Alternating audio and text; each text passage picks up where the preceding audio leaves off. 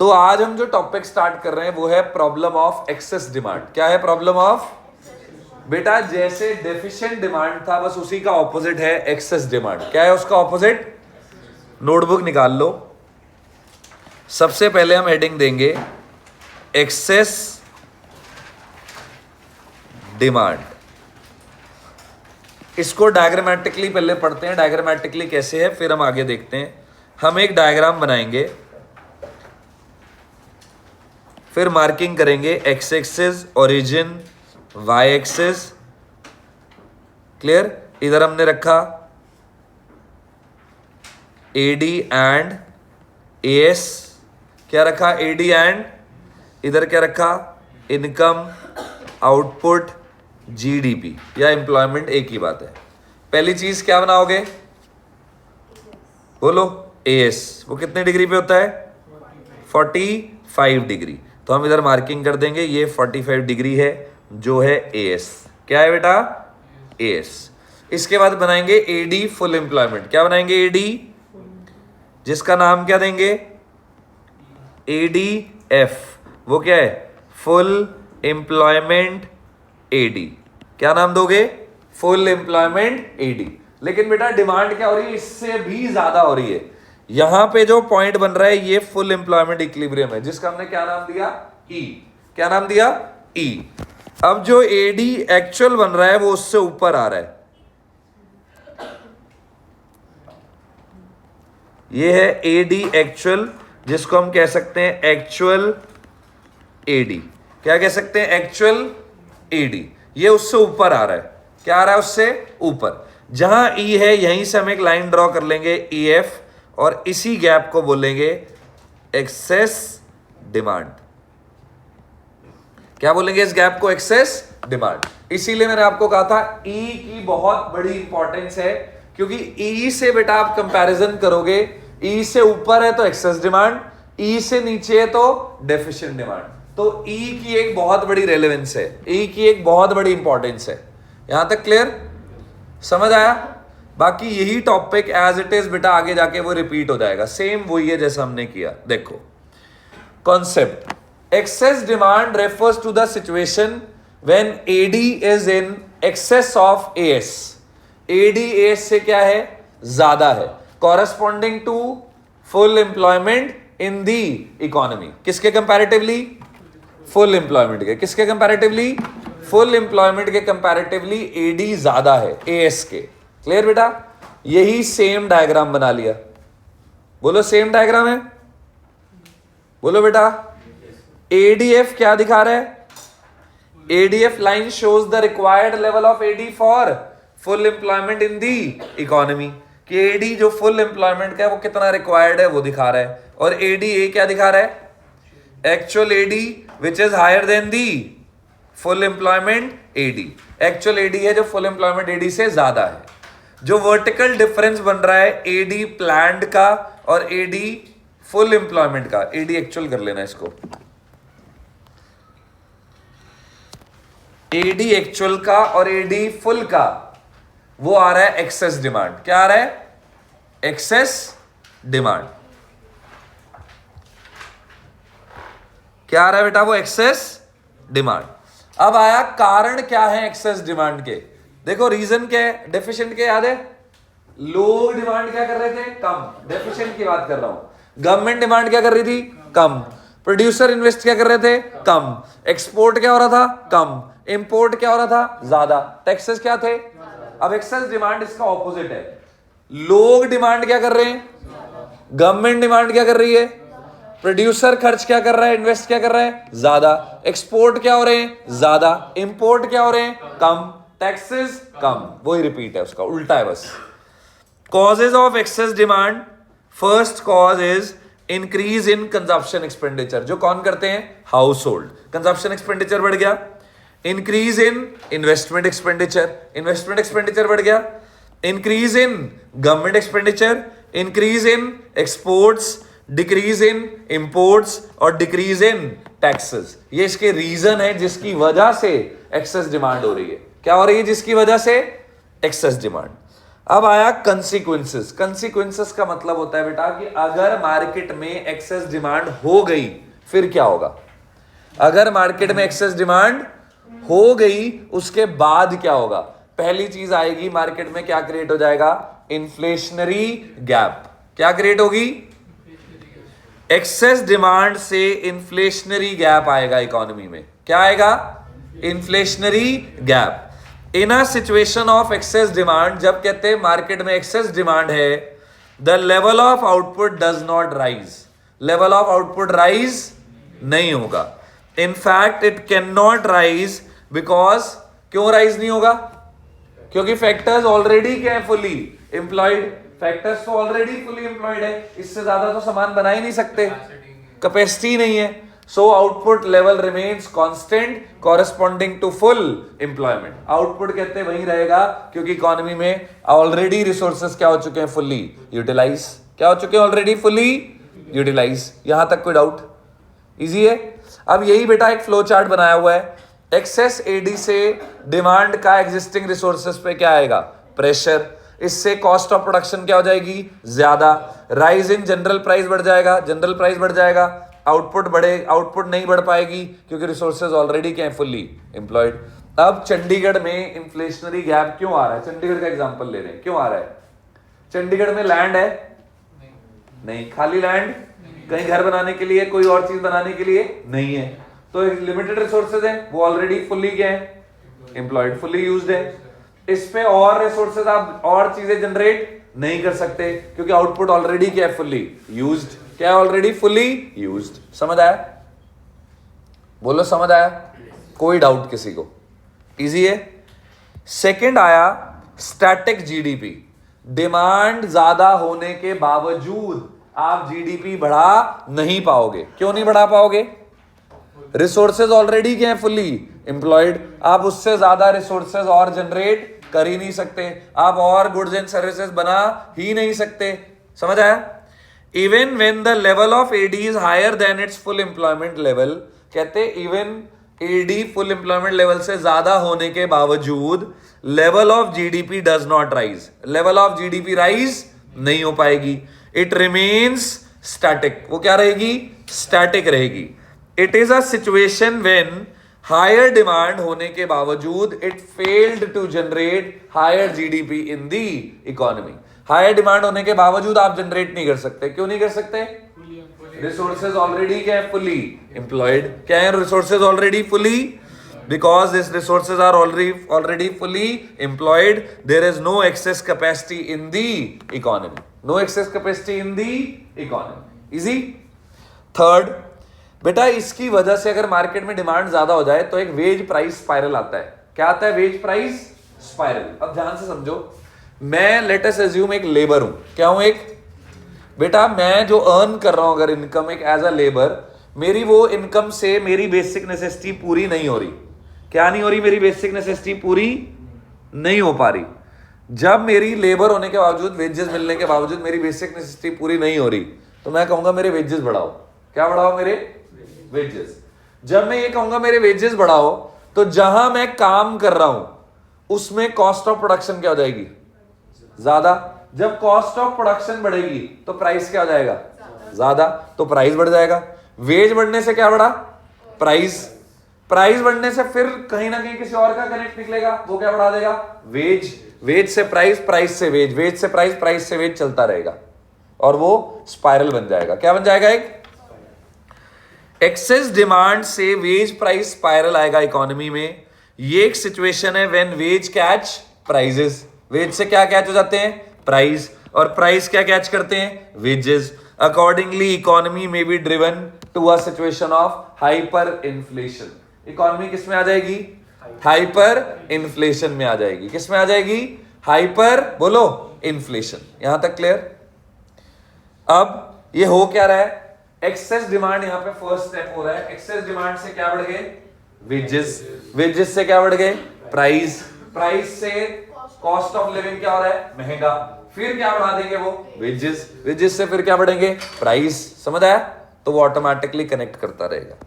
और लास्ट बेटा जब सारी चीजें हो रही हैं, जीडीपी आप बढ़ा नहीं सकते, अनफुलफिल्ड डिमांड की वजह से आपको क्या होगा, लॉस। डिमांड होने के बावजूद आप सामान बना नहीं पा रहे। क्यों नहीं बना पा रहे? क्योंकि रिसोर्सेज क्या है? Fully employed. तो उस वजह से आपको क्या हो रहा है? लॉस। क्या हो रहा है? लॉस। लाइक डेफिशिएंट डिमांड, कहते excess demand also causes loss of profit. कहते जैसे डेफिशिएंट डिमांड है, एक्सेस डिमांड में भी क्या हो रहा है? Loss of profit. क्या हो रहा है? लॉस ऑफ प्रॉफिट लॉस्ट हो रहा है because owing to lack of, बोलो, owing to lack of excess capacity. The producer are not able to raise their supplies. Producer अपनी सप्लाई को रेज नहीं कर पा रहे। In other words, there is a loss of profit owing to unfulfilled demand in the economy. Loss of profit क्यों हो रहा है? अनफुलफिल्ड डिमांड की वजह से। क्यों हो रहा है? अनफुलफिल्ड डिमांड की वजह से। यहां तक किसी को कोई डाउट? इजी है? बोलो, क्लियर है? बोलो बेटा। इसके बाद हमारा लास्ट, अभी ये डिफरेंस रह गया, फिर एक लास्ट टॉपिक रह गया, difference between inflationary gap and deflationary gap. Inflationary gap एक सिचुएशन है, it is the excess of AD. AD क्या है? एक्सेस है over and above its level required to maintain full employment in the economy. Full employment equilibrium से भी ज्यादा क्या आ रही है? एडी हो रही है। क्या हो रही है? एडी। वहीं डिफ्लेशनरी गैप में क्या है? It is the deficiency of AD from the level required to maintain full employment equilibrium in the economy. यहां एडी की क्या है? कमी है। एडी की क्या है? कमी। सेकेंड, इन्फ्लेशनरी गैप कब आता है? When AD is greater than AS. किसके कॉरेस्पॉन्डिंग बेटा? फुल एम्प्लॉयमेंट लेवल के। और डिफ्लेशनरी गैप कब आता है? When AD is less than AS. किसके कंपैरेटिवली? फुल एम्प्लॉयमेंट इक्विलिब्रियम के। Level of output inflationary gap में आप बढ़ा नहीं सकते, वो क्या रहता है? कांस्टेंट, क्योंकि रिसोर्सेज ऑलरेडी क्या है? Fully employed. लेकिन वहीं डिफ्लेशनरी गैप में लेवल ऑफ आउटपुट क्या होता है? कम होता है। किससे? फुल एम्प्लॉयमेंट से। इन्फ्लेशनरी में कोई अनएम्प्लॉयमेंट या अंडर एम्प्लॉयमेंट नहीं होती। डिफ्लेशनरी में अंडर एम्प्लॉयमेंट या अनएम्प्लॉयमेंट होती है। क्यों? क्यों होती है? क्योंकि एडी फुल एम्प्लॉयमेंट से कम है। एडी फुल एम्प्लॉयमेंट से क्या है? इन्फ्लेशनरी गैप से वेज प्राइस स्पाइरल आता है, वेज प्राइस बढ़ाते हैं, प्राइस वेज बढ़ाता है और जीडीपी कांस्टेंट रहती है, जीडीपी नहीं बढ़ पाती। वहीं डिफ्लेशनरी गैप में लो लेवल इक्विलिब्रियम ट्रैप आता है, जिससे एडी से इनकम कम हो जाती है, इनकम से एडी कम हो जाता है और वही ट्रैप में हम घूमते रहते हैं। किसमें घूमते रहते हैं हम? ट्रैप। यहां तक किसी को कोई डाउट? इजी है? इसके बाद हमारा लास्ट टॉपिक आया, measure to correct deficient demand और एक्सेस डिमांड। हाँ जी, इसी को ठीक करने के लिए हम ये 15 टॉपिक पढ़ रहे हैं कि कैसे हम इन सिचुएशन से बच सकते हैं। देखो, नोटबुक निकाल लो पहले। हमारा 15th टॉपिक है measures to correct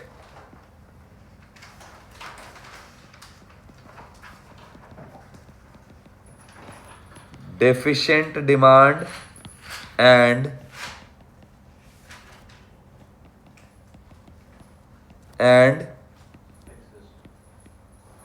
excess demand. Measure to correct, बोलो, deficient demand and excess demand. अब देखो, हम पहले हमेशा सरकार चाहती है या देश चाहता है कि इकोनॉमी में इकोनॉमिक स्टेबिलिटी बनी रहे। क्या बनी रहे? इकोनॉमिक स्टेबिलिटी बनी रहे। क्या बनी रहे? बोलो, इकोनॉमिक स्टेबिलिटी बनी रहे। क्यों बनी रहे? बोलो, बोलो, क्यों बनी रहे? ताकि लोग मार्केट में इजीली क्या कर सकें? इन्वेस्ट। क्या कर सकें? इन्वेस्ट। तो अगर इकोनॉमी में स्टेबिलिटी नहीं रहेगी तो लोग इन्वेस्ट नहीं कर पाएंगे। इसीलिए स्टेबिलिटी बनी रहे तभी लोग इन्वेस्ट करेंगे कि भाई स्टेबल है तो ही करेंगे। तो बेटा इसको कौन करेगा कि इकोनॉमी स्टेबल रहे? एक तरफ करती है कौन? गवर्नमेंट। दूसरी तरफ करता है देश का सेंट्रल बैंक। एक तरफ कौन करती है? गवर्नमेंट। दूसरी तरफ सेंट्रल बैंक। गवर्नमेंट जो करती है उसको बोलते हैं फिस्कल पॉलिसी। क्या बोलते हैं? Fiscal policy. या फिर बजटरी पॉलिसी? क्या बोलते हैं? फिस्कल पॉलिसी या फिर बजटरी। और जो सेंट्रल बैंक करता है उसे बोलते हैं मॉनेटरी पॉलिसी। क्या बोलते हैं? Monetary policies. गवर्नमेंट जो करती है वो 4 इंस्ट्रूमेंट्स के थ्रू करती है। पहला, गवर्नमेंट एक्सपेंडिचर। पहला क्या है?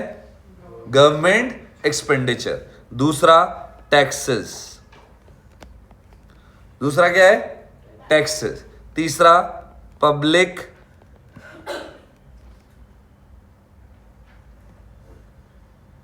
डेट। तीसरा क्या है? Public date. और चौथा, बोरोइंग फ्रॉम आरबीआई। क्या है? Borrowing from RBI. Public debt को बोरिंग फ्रॉम पब्लिक भी कहते हैं, एक ही बात है। इसको ये भी कह सकते हैं बोरोइंग फ्रॉम पब्लिक। इजी? बोलो इजी है। मॉनेटरी पॉलिसी ऑलरेडी हमने पढ़ी है बेटा, आपको याद होगा। क्वांटिटेटिव, याद है, और क्वालिटेटिव। ये बैंकिंग में हमने पढ़ी है। क्वांटिटेटिव में repo rate, reverse repo rate, CRR, SLR, फिर बैंक रेट, और लास्ट ओमो। लास्ट क्या है? ओमो। क्वालिटेटिव में मार्जिन, रिक्वायरमेंट, मॉरल सुएजन, और सेलेक्टिव क्रेडिट कंट्रोल, जिसे क्या बोलते थे? Rationing of credit. एक और अल्टरनेट नेम है। तो ये पार्ट तो ऑलरेडी हम बैंकिंग में पढ़ चुके हैं। अब हमें कौन सा पार्ट पढ़ना है? गवर्नमेंट वाला। कौन सा पार्ट पढ़ना है? गवर्नमेंट। फटाफट नोट कर लो।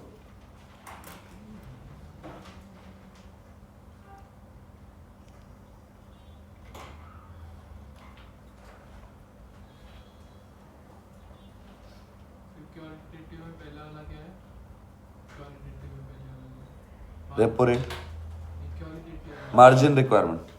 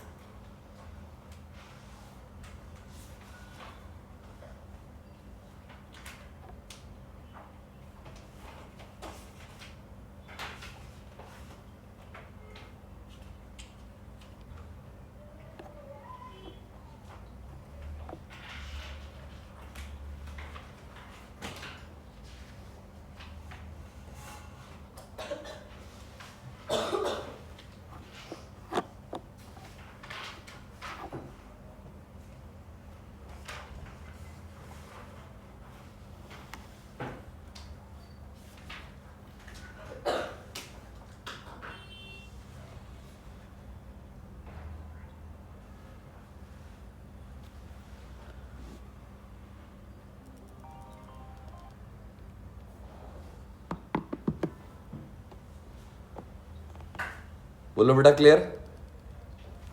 क्लियर? चलें पढ़े अब ध्यान से समझना।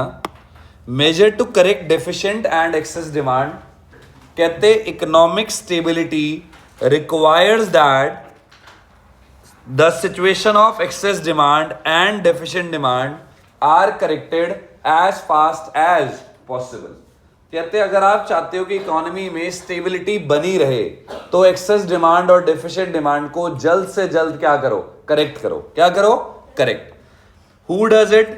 The government does it through it's revenue expenditure policy. Government किसके थ्रू करती है? रेवेन्यू एक्सपेंडिचर पॉलिसी के, जिसको क्या बोलते हैं? Fiscal policy. वहीं central bank does it through its monetary policy. Central bank किसके थ्रू करता है? मॉनेटरी पॉलिसी के। This brings us to the discussion of fiscal and monetary policies. यही हमारे सामने क्या टॉपिक लाती है डिस्कशन किसकी? फिस्कल एंड मॉनेटरी पॉलिसीज की। किसकी? Fiscal and monetary policies. Let us understand how these policies are used to combat inflationary gap और डिफ्लेशनरी गैप। अब कहते हैं, आगे पढ़ते हैं कैसे ये पॉलिसी के थ्रू इन्फ्लेशनरी गैप और डिफ्लेशनरी गैप को ब्रिज किया जा सकता है या कॉम्बैट, लड़ा जा सकता है। पहले किसकी पॉलिसी आई? Fiscal policy. किसकी होती है फिस्कल पॉलिसी? बोलो किसकी होती है? गवर्नमेंट की होती है। So fiscal policy refers to revenue and expenditure policy of the government. किसकी है revenue and expenditure policy of the government? किसकी है बेटा ये? बोलो। गवर्नमेंट की। किसकी है बोलो बेटा?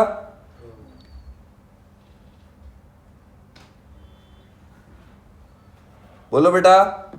गवर्नमेंट की। Fiscal policy refers to revenue and expenditure policy of the government. It is also called budgetary policy of the government. क्या बोलते हैं इसको? Budgetary policy of the government. It focuses on stability of economy. किस पे focus करता है ये? Stability of economy by correcting the situation of excess demand and deficient demand. क्या करेक्ट करके? एक्सेस डिमांड और डेफिशिएंट डिमांड। फिस्कल पॉलिसी को budgetary policy भी कहते हैं गवर्नमेंट की, to correct the situation of excess demand and deficient demand in the economy with a view to achieve the twin objective. क्या view होता है इनका? ट्विन ऑब्जेक्टिव अचीव करना। वो कैसे होता है? Growth with stability. कैसे होता है अचीव? Growth with stability. याद रहेगा।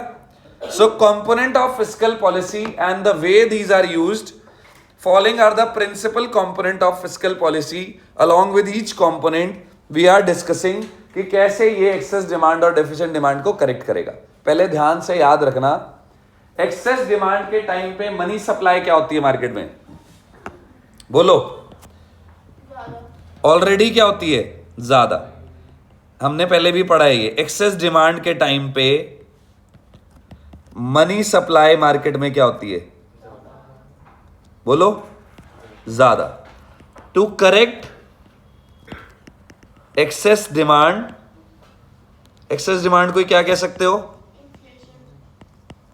टू करेक्ट एक्सेस डिमांड और इन्फ्लेशन हमें मनी सप्लाई को क्या करना पड़ेगा? बोलो।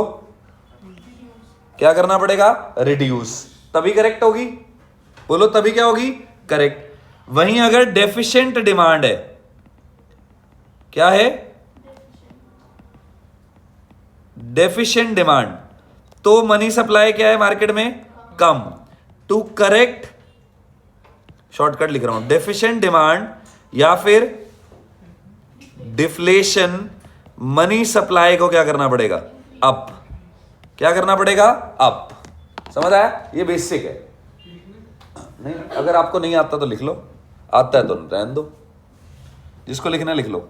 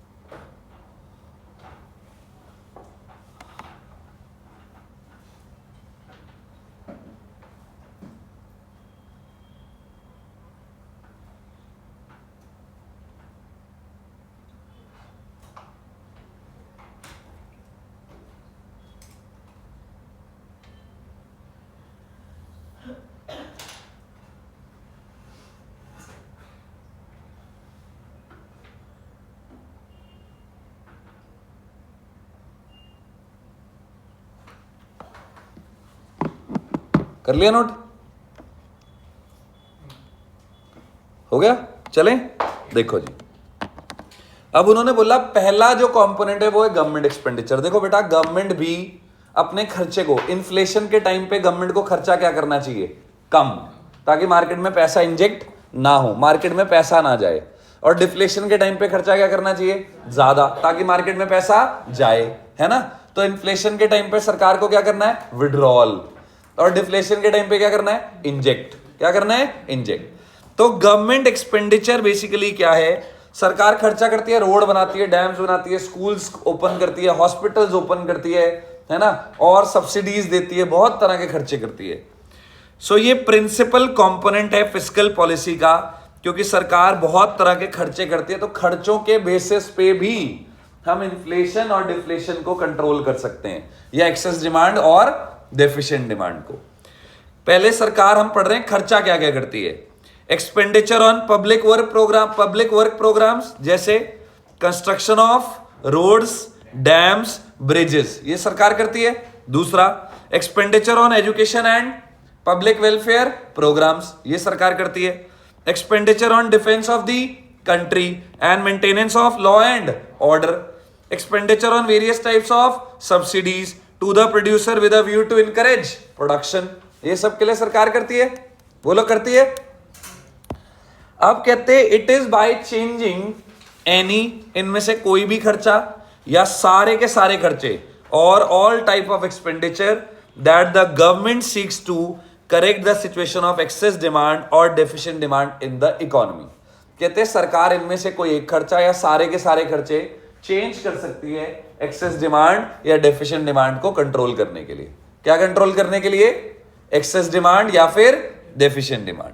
When there is excess demand, highlight कर लेना, when there is excess demand government expenditure क्या करती है? बोलो, रिड्यूस। और when there is deficient demand government expenditure क्या कर दिया जाता है? इंक्रीज। क्योंकि इन्फ्लेशन के टाइम पे खर्चा क्या करना है? कम, तो सरकार खर्चा कम कर देती है। मनी सप्लाई कम हो जाएगी, डिफ्लेशन के टाइम पे मनी सप्लाई क्या करनी है? ज्यादा, तो सरकार खर्चा कर देती है। राइज इन गवर्नमेंट एक्सपेंडिचर, अगर सरकार खर्चा बढ़ाएगी, ये एक्ट करेगा क्या? एक इंजेक्शन, जो कि सर्कुलर फ्लो ऑफ इनकम में आएगा, मार्केट इकोनॉमी में आएगा। It is required when liquidity needs to be released. Liquidity का मतलब हो गया कैश। जब आपको कैश रिलीज करना है, कब? डिफ्लेशन के टाइम। कब करना है? डिफ्लेशन। लाइकवाइज सरकार कट करेगी गवर्नमेंट एक्सपेंडिचर, जो क्या काम करेगा? एक विड्रॉल का from the circular flow. Withdrawal कब करना होता है? जब लिक्विडिटी मतलब cash need to be soaked, market से पैसा खींचना है। कब खींचना है मार्केट से पैसा? इन्फ्लेशन के टाइम। कब खींचना है? इन्फ्लेशन। समझ आया? बोलो बेटा, समझ आया? क्लियर है? अगला आया, अगला कौन सा इंस्ट्रूमेंट है गवर्नमेंट के पास? टैक्सेस। क्या है? टैक्सेस। अब इन्फ्लेशन के टाइम टैक्स क्या कर दो? बोलो, ज्यादा। डिफ्लेशन के टाइम कम। टैक्सेस एक कंपलसरी पेमेंट है जो गवर्नमेंट को करती है। कौन करते हैं? Household. कौन करते हैं? By increasing the tax burden on the household, सरकार क्या बढ़ा देती है लोगों पे? Tax burden. The government reduces their disposable income, government क्या कम कर देती है? अपनी डिस्पोजेबल इनकम। अकॉर्डिंगली एडी क्या हो जाता है? रिड्यूस। और एक्सेस डिमांड क्या हो जाती है? Manage. On the other hand, bye lowering the tax burden, दूसरी तरफ अगर सरकार क्या कर दे? अपना टैक्स बर्डन कम कर दे, the government increases disposable income of the household, लोगों की क्या बढ़ जाएगी? Disposable income. अकॉर्डिंगली एडी क्या हो जाएगा? रेज। और डेफिशिएंट डिमांड क्या हो जाएगी? मैनेज। डेफिशिएंट डिमांड क्या हो जाएगी? मैनेज। समझ आया? तो इन्फ्लेशन के टाइम टैक्स क्या कर दो? ज्यादा, ताकि लोगों के पास पैसा क्या बचे? कम, और लोग खर्च क्या करें? कम। डिफ्लेशन के टाइम टैक्स क्या कर दो? कम, ताकि लोगों के पास पैसा क्या बचे? ज्यादा, और लोग मार्केट में क्या करें? खर्च। समझ आया?